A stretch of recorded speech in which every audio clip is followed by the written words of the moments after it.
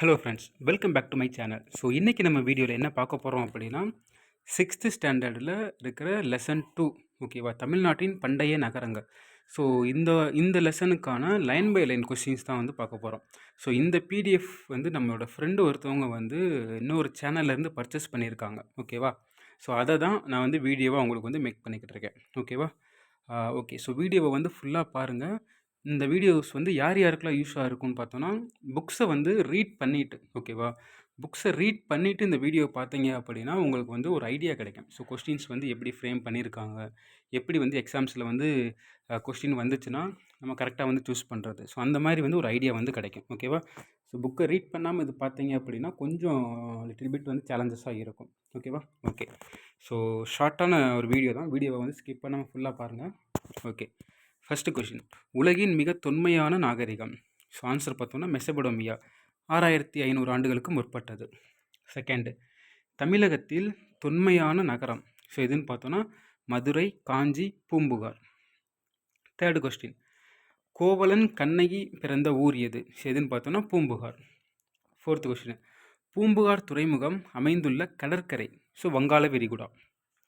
Fifth question, Kaveri ஆறு கடலோடு கலக்கும் இடத்தில் மயிலாடுதுறை அருகில் உள்ளது. ஸோ பூம்புகார் வந்து எங்கே இருக்குது அப்படின்றத சொல்லியிருக்காங்க. காவிரி ஆறு கடலோடு கலக்கும் இடத்தில் மயிலாடுதுறைக்கு அருகில் உள்ளது, ஓகேவா. அடுத்து ஆறாவது கொஸ்டின், பூம்புகார் மற்றொரு பெயர்கள். புகார், காவிரி, பூம்பட்டினம். அடுத்து ஏழாவது கொஸ்டின், சங்ககால சோழர்களின் துறைமுகம். ஸோ எதுன்னு பார்த்தோம்னா பூம்புகார். அடுத்து எட்டாவது கொஸ்டின், பூம்புகாரில் நடந்த வணிகம் குறித்து குறிப்பிடும் நூல்கள். ஸோ எதுன்னு பார்த்தோன்னா மணிமேகலை, சிலப்பதிகாரம். அடுத்து 9வது கொஸ்டின், கண்ணகியின் தந்தை. ஸோ இது யாருன்னு பார்த்தோம்னா மாநாயகன். 10வது கொஸ்டின், மாநாயகன் என்பதன் பொருள் என்ன? ஸோ மாநாயகன் என்பதன் பொருள் பார்த்தோன்னா பெருங்கடல் வணிகன். 11வது கொஸ்டின், சிலப்பதிகார நாயகி. ஸோ யாருன்னு பார்த்தோன்னா உங்களுக்கு எல்லாத்துக்கும் தெரிஞ்சிருக்கும், கண்ணகி. 12வது கொஸ்டின், கோவலன் தந்தை. ஸோ யாருன்னு பார்த்தோன்னா மாசாத்துவான். 13வது கொஸ்டின், மாசாத்துவான் என்பதன் பொருள். ஸோ இது வந்து பெரு வணிகன், ஓகேவா. மாநாயகன், மாசாத்துவான் ரெண்டையும் வந்து கன்ஃபியூஸ் பண்ணிக்கிற வேணாம், ஓகேவா. அடுத்து 14வது கொஸ்டின், பூம்புகாரின் சிறப்பை குறிப்பிடுவது. எதுன்னு பார்த்தோன்னா சிலப்பதிகாரம். அடுத்து 15வது கொஸ்டின், பூம்புகாரில் வணிகம் செய்ய எந்த நாடுகளைச் சேர்ந்தவர்கள் வந்தனர்? கிரேக்கம், ரோம். 16வது கொஸ்டின், கூடுதலான விலைக்கு பொருளை விற்பது தவறான செயல் என்று குறிப்பிடப்படும் நூல் பட்டினப்பாலை. 17வது கொஸ்டின், பட்டினப்பாலை ஆசிரியர் யாருன்னு பார்த்தோன்னா உருத்திரங்கண்ணனார். 18வது கொஸ்டின், கடல் வழி இறக்குமதி செய்வது எதுன்னு பார்த்தோன்னா குதிரை. தரை வழி இறக்குமதி பண்ணது பார்த்தோன்னா மிளகு. அடுத்து 20வது கொஸ்டின், மேற்கு தொடர்ச்சி மலையிலிருந்து இறக்குமதி செய்வது எதுன்னு பார்த்தோன்னா சந்தனம். கிழக்கு பகுதியிலிருந்து இறக்குமதி செய்வது பார்த்தோன்னா பவளம். அடுத்து 22வது கொஸ்டின், தென்கடல் பகுதியிலிருந்து இறக்குமதி செய்வது முத்து. 23வது கொஸ்டின், ஈழத்திலிருந்து இறக்குமதி வந்து உணவுப் பொருட்கள். 24, வடமலையிலிருந்து இறக்குமதி செய்வது தங்கம். 25வது கொஸ்டின், மெருகூட்டப்பட்டு அயல்நாட்டுக்கு ஏற்றுமதி பண்ணுவது வந்து தங்கம்.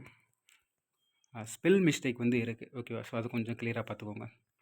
26வது கொஸ்டின், எந்த நகர வாழ்வினை சிலப்பதிகாரம் பூம்புகார் கண்டத்தினை வாசித்தும் மற்றும் பட்டினப்பாலை வாசித்தும் தெரிந்து கொள்ளலாம்? ஸோ எந்த நகரத்தை பார்த்தோன்னா பூம்புகார்.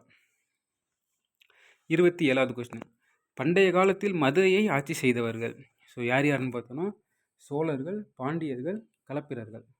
28வது கொஸ்டின், சங்கம் அமைத்து தமிழ் வளர்த்த பெருமை பெற்ற நகரம். ஸோ எதுன்னு பார்த்தோம்னா மதுரை. 29வது கொஸ்டின், கடைச்சங்க காலத்தில் தமிழ் பணி செய்த புலவர்கள். ஸோ எவ்வளோ பேர் அப்படின்னு பார்த்தோம்னா 49 பேர். 30வது கொஸ்டின், கிழக்கு கடற்கரை தொண்டியிலிருந்து மதுரைக்கு கொண்டு வரப்பட்ட நறுமணப் பொருட்கள். ஸோ எதுன்னு பார்த்தோன்னா அகில், சந்தனம். 31வது கொஸ்டின், இஸ்ரேல் அரசன் சாலமோன் முத்துக்களை இறக்குமதி செய்த இடம் உவரி. 32வது கொஸ்டின், உவரி உள்ள இடம் எதுன்னு பார்த்தோன்னா கொர்க்கை. 33வது கொஸ்டின், பாண்டியர்கள் துறைமுகம் எதுன்னு பார்த்தோன்னா கொர்க்கை.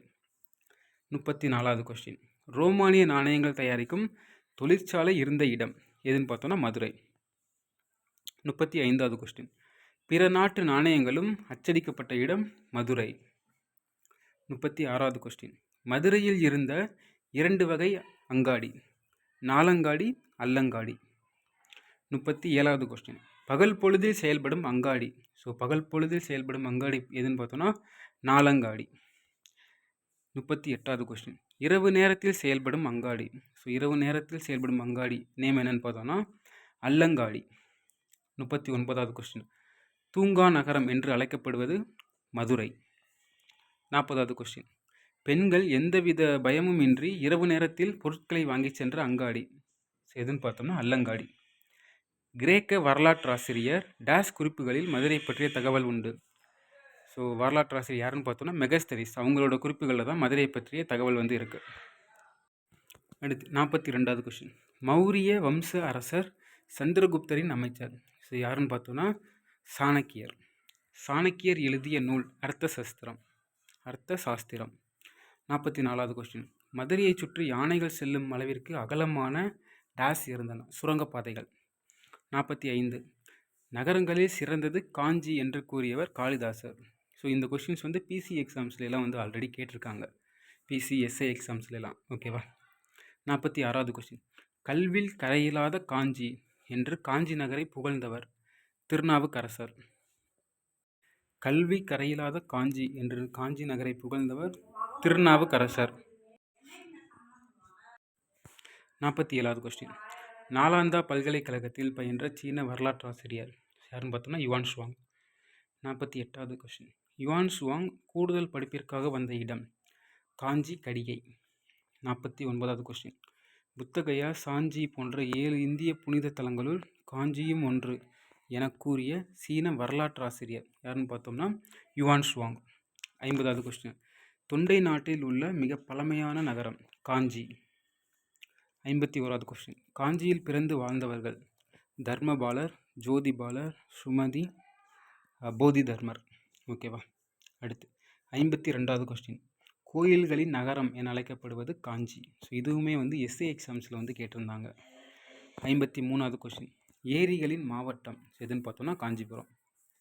54வது கொஸ்டின், காஞ்சி கைலாசநாதர் கோயிலை கட்டியவர் யாருன்னு பார்த்தோம்னா ராஜசிம்மன். ஸோ பல்லவ மன்னன் அவர்.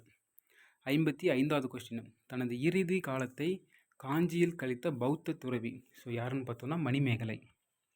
56வது கொஸ்டின், தமிழ்நாட்டில் இருந்த பிற நகரங்கள் கொர்க்கை, வஞ்சி, தொண்டி, உறையூர், தகடூர், முசிறி, கருவூர், மாமல்லபுரம், தஞ்சை, காயல். ஸோ கிளியராக பார்த்துக்கோங்க என்னென்ன லொக்கேஷன்ஸ் அப்படின்னு. 57வது கொஸ்டின், 6500 ஆண்டுகளுக்கு பழமையான நகர நாகரிகம். ஓகேவா. So Iraq. 58வது கொஸ்டின், தமிழர்களின் நீர் மேலாண்மையை விளக்குவது எதுன்னு பார்த்தோம்னா கல்லணை ஏரியும் அப்புறம் காஞ்சிபுரம் ஏரிகளும். 59வது கொஸ்டின், உவரியில் ஏற்றுமதி செய்யப்பட்டவை முத்து. இது வந்து புக் பேக் பொறுத்துக்க கொஸ்டின்.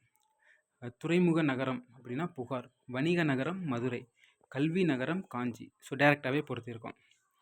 61வது கொஸ்டின், சோழ நாடு வந்து சோறுடைத்து, பாண்டிய நாடு முத்துடைத்து, சேர நாடு வேலமுடைத்து, தொண்டை நாடு சான்றோர் உடைத்து.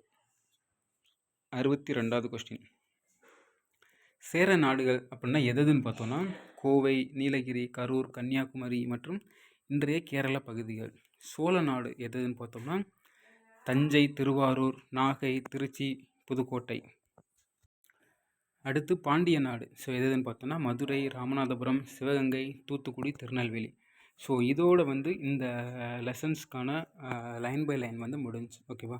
ஸோ உங்களுக்கு இந்த வீடியோஸ் வந்து பிடிச்சிருந்துச்சு அப்படின்னா சப்ஸ்கிரைப் பண்ணுங்கள், நம்ம சேனலை கமெண்ட் பண்ணுங்கள். ஓகேவா. ஸோ உங்கள் ஃப்ரெண்ட்ஸுக்கெலாம் வந்து ஷேர் பண்ணுங்கள். ஸோ யாரெல்லாம் டிஎன்பிஎஸ்சி எக்ஸாம்ஸ், எஸ்ஏ எக்ஸாம்ஸ்க்கு வந்து ப்ரிப்பேர் பண்ணுறாங்களோ ஸோ அவங்களுக்கு வந்து ஷேர் பண்ணுங்கள். நம்மளோட சேனல் வந்து யூஸ்ஃபுல்லாக இருக்கும்.